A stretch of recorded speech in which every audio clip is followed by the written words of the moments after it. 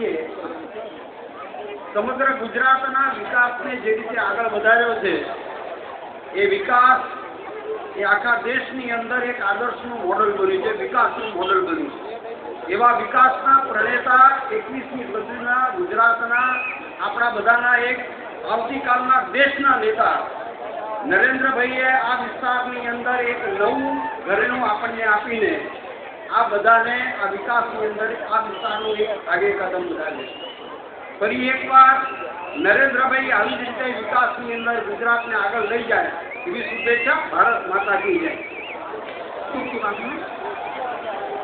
મિત્રો, ગુજરાત રાજ્યના સર્વાંગીણ વિકાસને પોતાના જીવનનું લક્ષ્ય બનાવી ગુજરાતને સુવર્ણ યુગ અર્પણ કરી સ્વર્ણ ગુજરાતનું હૃદય બની ચૂકેલા આપણા સૌના વહાલા પરમ આદરણીય માનનીય મુખ્યમંત્રી શ્રી નરેન્દ્રભાઈ મોદીને જોરદાર તાળીઓથી બતાવીશું અને આમંત્રિત કરીશું માધુરી પ્રવચન કરીશું।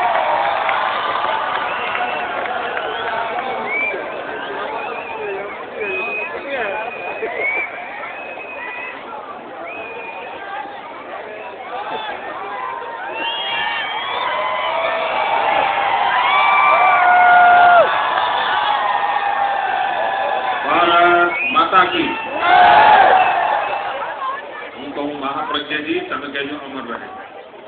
મહાપ્રજ્ઞજી, મહાપ્રજ્ઞજી, મહાપ્રજ્ઞજી, મહાપ્રજ્ઞજી, મહાપ્રજ્ઞજી।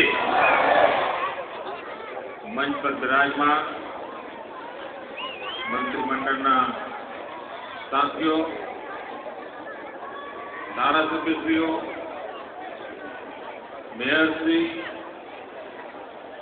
સૌ કાઉન્સિલર મિત્રો, ભાઈઓ અને બહેનો, 21મી સદીનો પહેલો દશકો પૂરો થયો।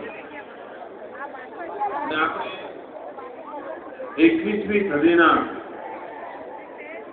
બીજા દશકાના પહેલા અઠવાડિયામાં રાખી રહ્યા છે।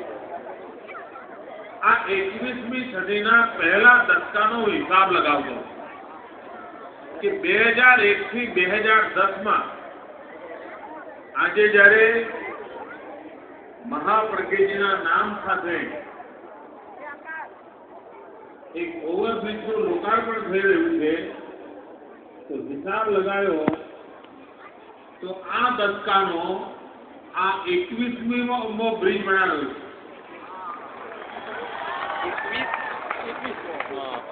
2001 થી 2010માં 21 બ્રિજ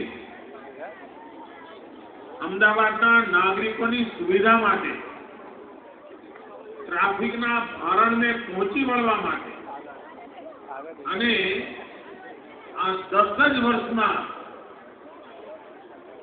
450 કરોડ રૂપિયા આના માટે વાપર્યા।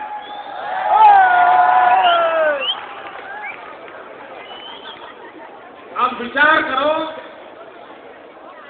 कि विकास की कई ऊंचाइयों पर गुजरात दौड़ी रही है અને આજે જ્યારે